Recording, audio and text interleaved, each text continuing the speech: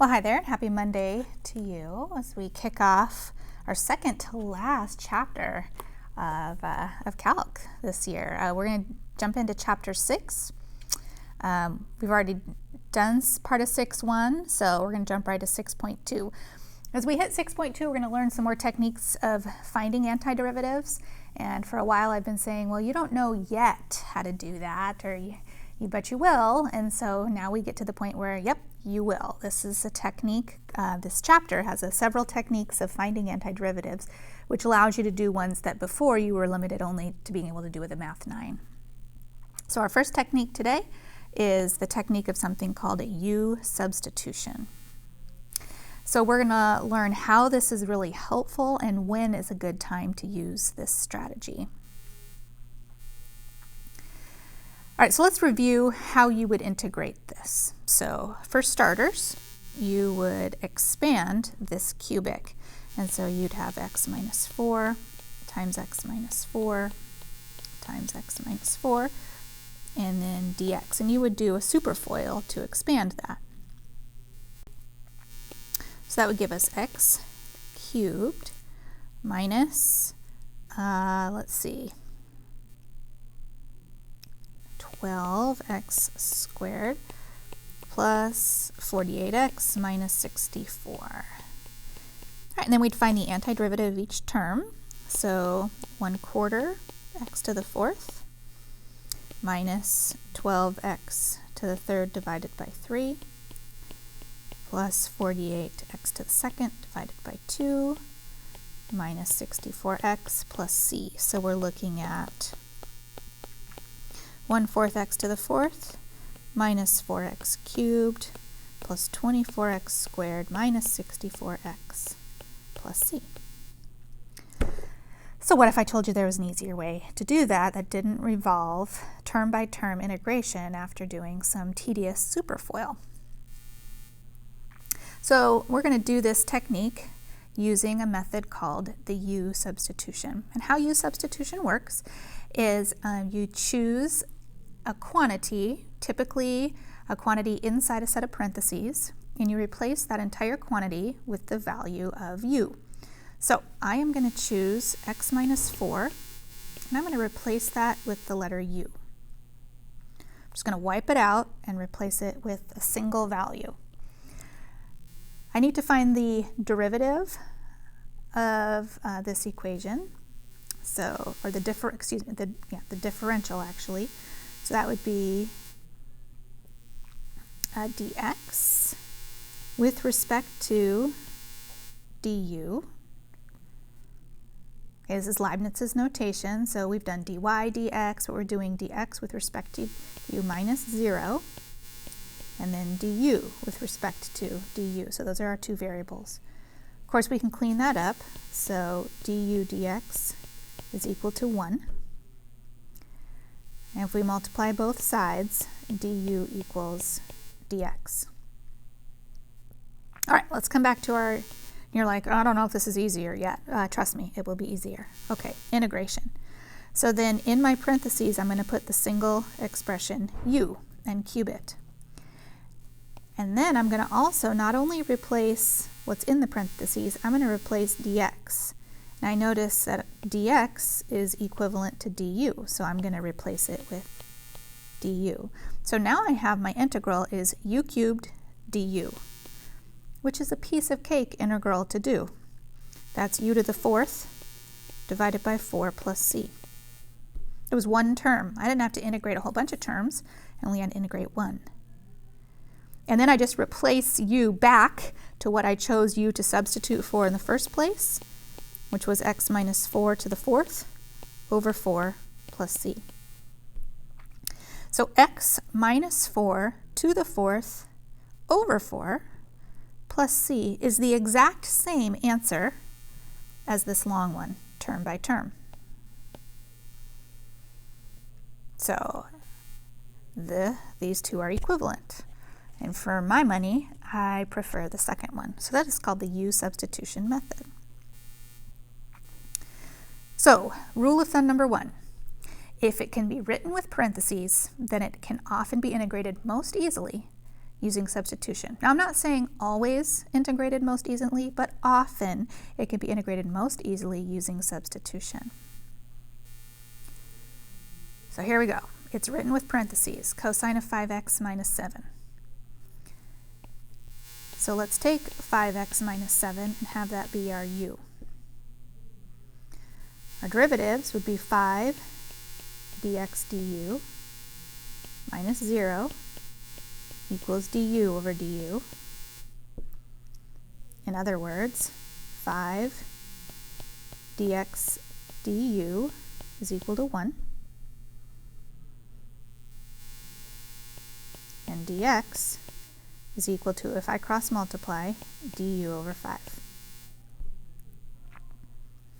All right, let's come back to our integral. And in the parentheses, we will replace it with u.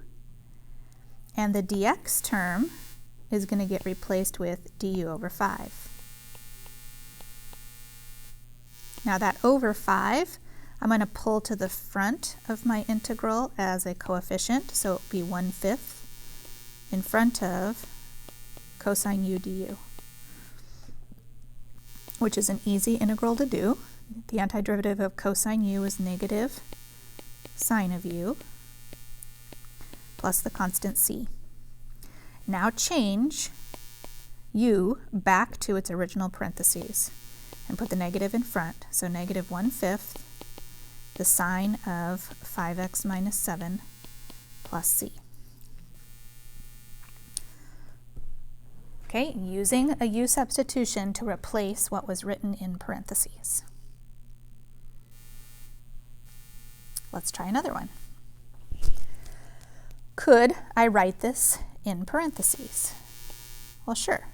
I could write this as parentheses 3x plus 2 to the quantity negative 1/2. So then I could substitute 3x plus 2 with the single term of u. And the derivative, 3 dx du plus 0 equals 1. So dx would be cross multiply du over 3. So then I come back and I replace the parentheses with the single expression u, and I replace dx with du over 3. And I pull the 1/3 out to the front. So let me just do that at the same time here. So then my antiderivative would become u raised to the positive 1/2 power divided by the fraction 1/2, which will multiply by the reciprocal, plus c. So we're looking at 1/3 times 2 over 1 square root u plus c. So let's change it back. So 2/3 times the square root of the quantity that u replaced plus c.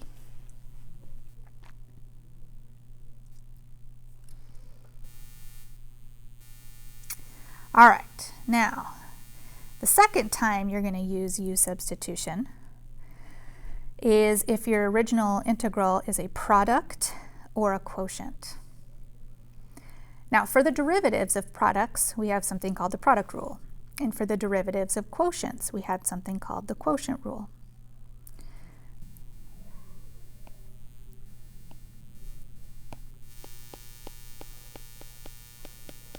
Let's just, okay. Right? Well, to do an integral, I need an anti-product rule, except it doesn't exist.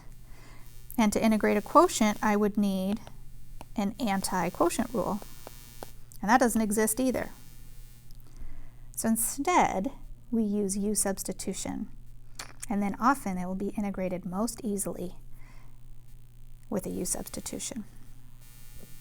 All right, so here is a product.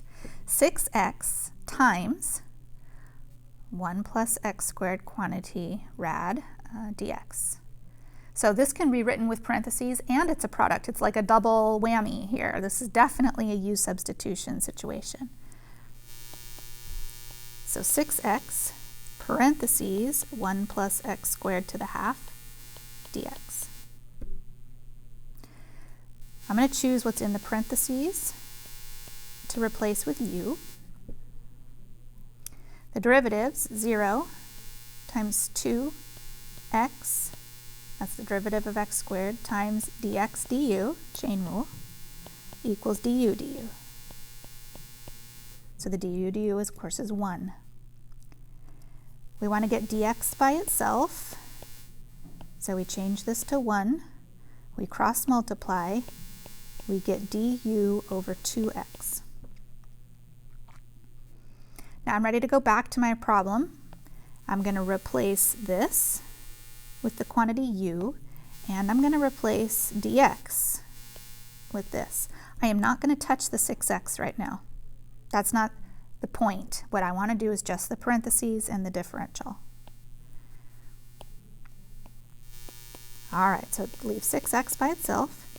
U is what's in parentheses, and then dx is du over 2x. And notice I didn't need to touch the 6x because the 2x is going to reduce that and give me a 3 out front.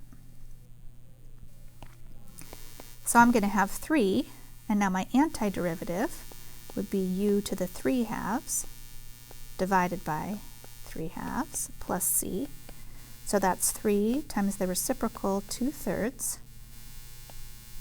times u to the 3 halves plus c. Reduce and replace the original u. So 2 quantity, 1 plus x squared to the 3 halves plus c. And that is the antiderivative of the product that we started with. How do you check your work? Take the derivative again if you want to, and you'll find out that you end up with what you started with. Okay, here's another product and a parentheses. So what will we choose for our u? Well, good rule of thumb is to choose what's in the parentheses, and I'll replace that with u. The derivative of 2x squared is 4x times the chain rule, dx du, equals du du.